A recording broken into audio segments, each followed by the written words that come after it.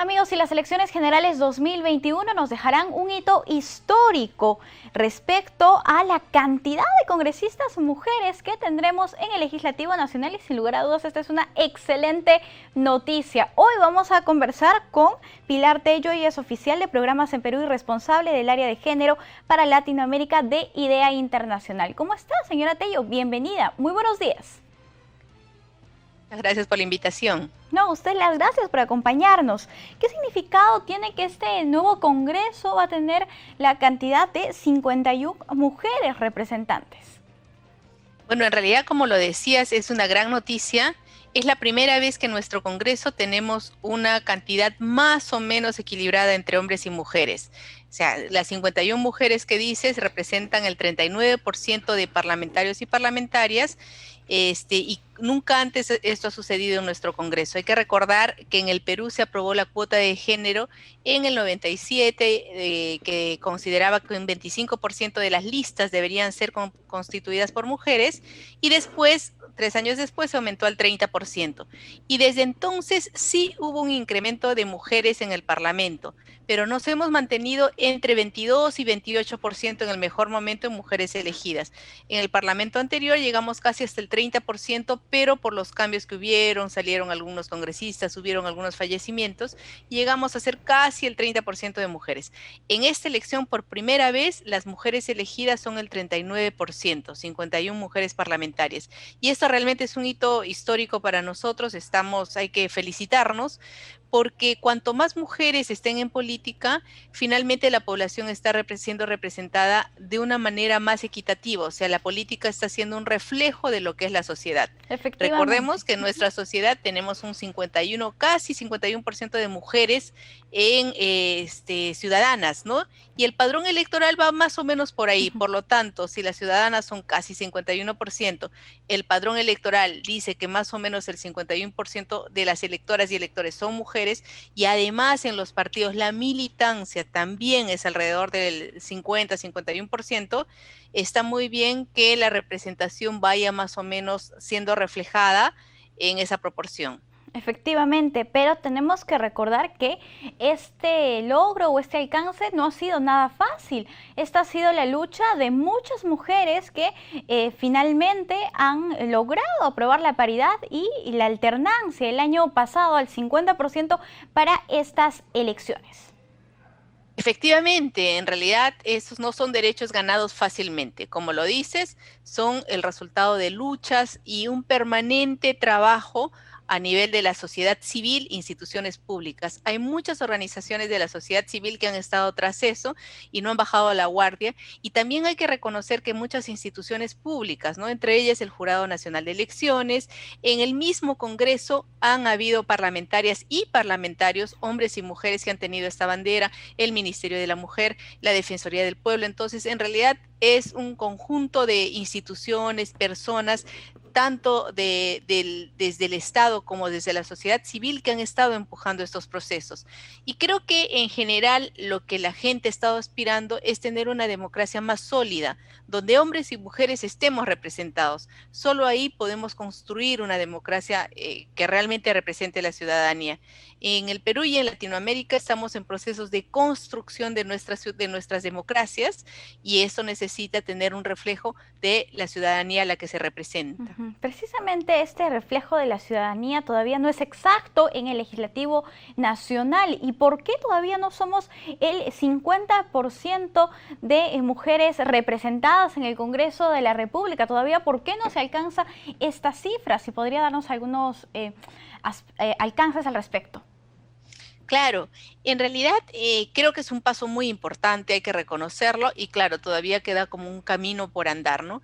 Los países donde se ha logrado tener un número más equitativo, casi un 50%, entre 48 y 53% de mujeres en el Parlamento, son aquellos donde se ha aprobado la paridad, la alternancia, pero además se ha eliminado el voto preferencial, es decir, las listas son cerradas y bloqueadas. El cómo se construyen las listas tiene su correlato en los resultados, ¿no? Entonces, hay que recordar en Latinoamérica cómo va más o menos las tendencias para recordarlo también.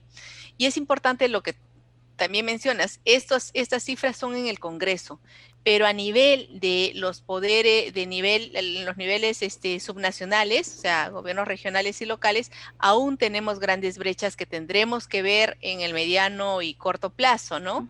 A nivel de regidurías y de consejeros regionales, los porcentajes van entre 22 y casi 30%, pero a nivel de cabezas de lista, es decir, presidentas regionales y alcaldesas, las cifras son realmente muy bajas. Recordemos que no tenemos ni una sola presidenta regional elegida en las últimas elecciones y menos del 5% de las alcaldías son ocupadas por mujeres.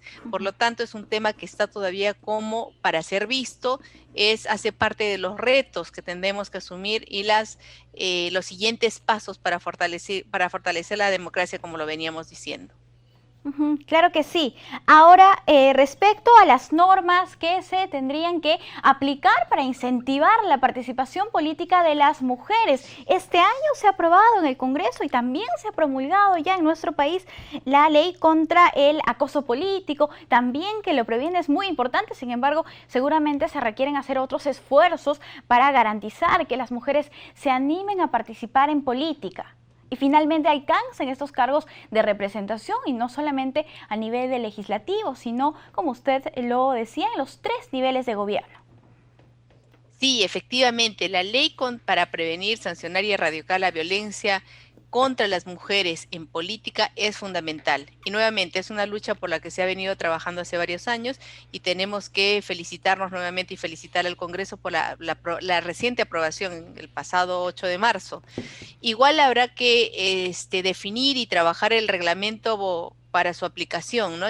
Bolivia ha sido el primer país que aprobó una ley similar hace muchos años y le tomó mucho tiempo el elaborar y poner en marcha el reglamento correspondiente. Entonces esperemos que en nuestro caso sea mucho más ágil.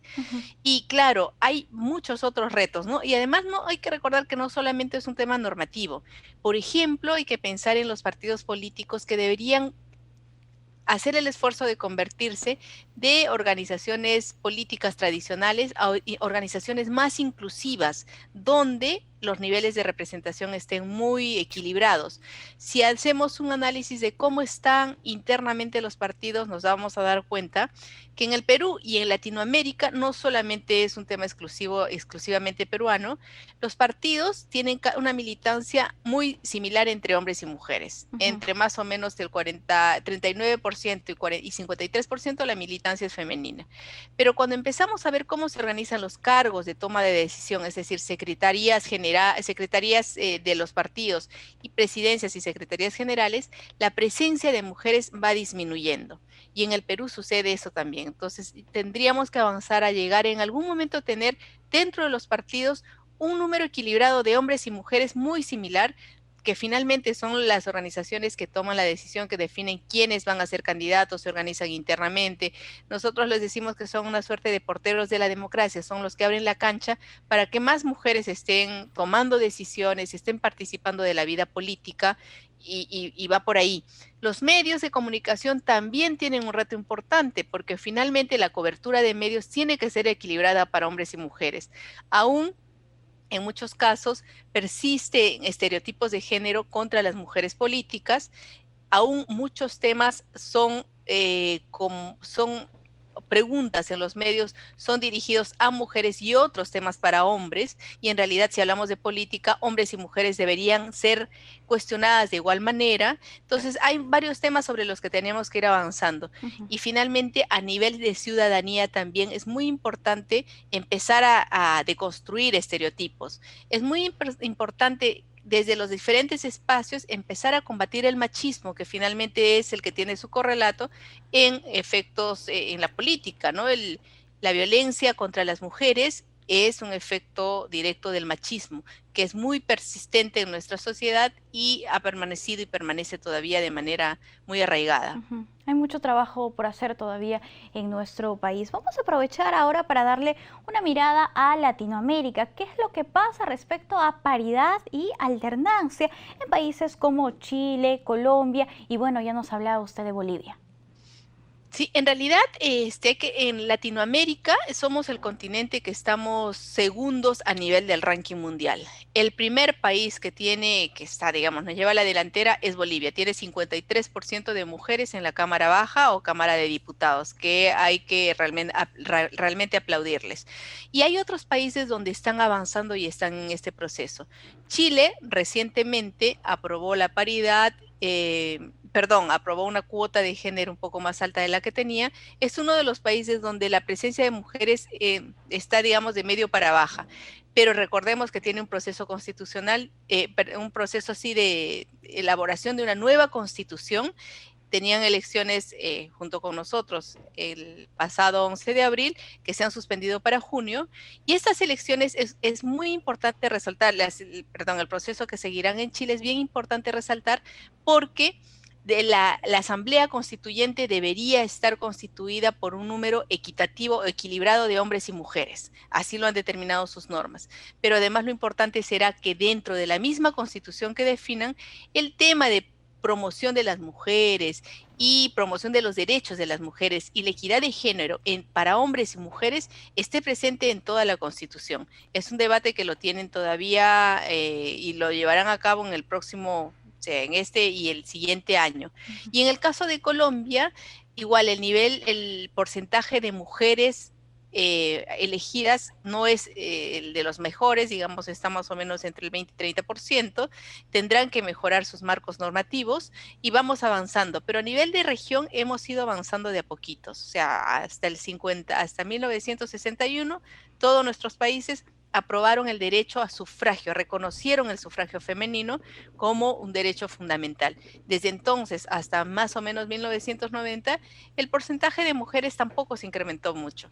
Históricamente empezó Argentina con una ley de cuotas donde se incrementó la presencia de mujeres hasta ese entonces teníamos máximo el 10% de mujeres en Latinoamérica y empezó a incrementarse. Después, varios de los países han seguido la secuencia de elaborar cuotas. Hemos continuado esta suerte de camino aprobando paridad y alternancia. Actualmente somos 8 países latinoamericanos que tenemos la paridad y la alternancia y vamos avanzando de a poquitos. Esperemos que estos avances sean más rápidos, porque si no, claro, nos va a tomar como 50 o 60 años para avanzar y tener una democracia más equitativa en Latinoamérica. Avances tienen que ser más rápidos en todo caso y todavía hay mucho trabajo por hacer para garantizar la representación al 50% de mujeres y al 50% de varones, que sería lo ideal. Señora Pilar Tello, nosotros estamos muy agradecidos con usted por acompañarnos aquí en JN Noticias. De nada, muchísimo gusto para mí también, muchas gracias por la invitación. Y una cosa que es importante, solo antes de terminar, es recordar que es importante hacer que las mujeres lleguen, pero también es importante generar condiciones como para que permanezcan en política. Un estudio que hicieron en España hace muchos años concluía con una frase que decía: los hombres hacen política y las mujeres pasan por ella.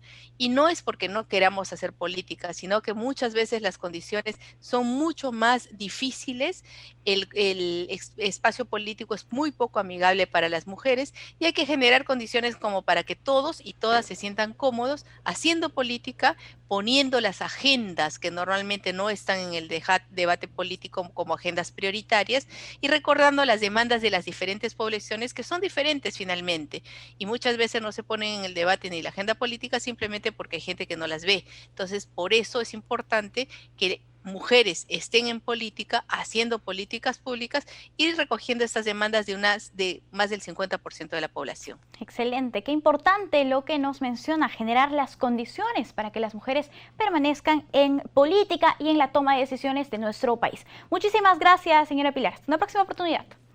Muchas gracias, Paloma. Adiós. Cuídese. Amigos, nosotros vamos a hacer una brevísima pausa y volvemos.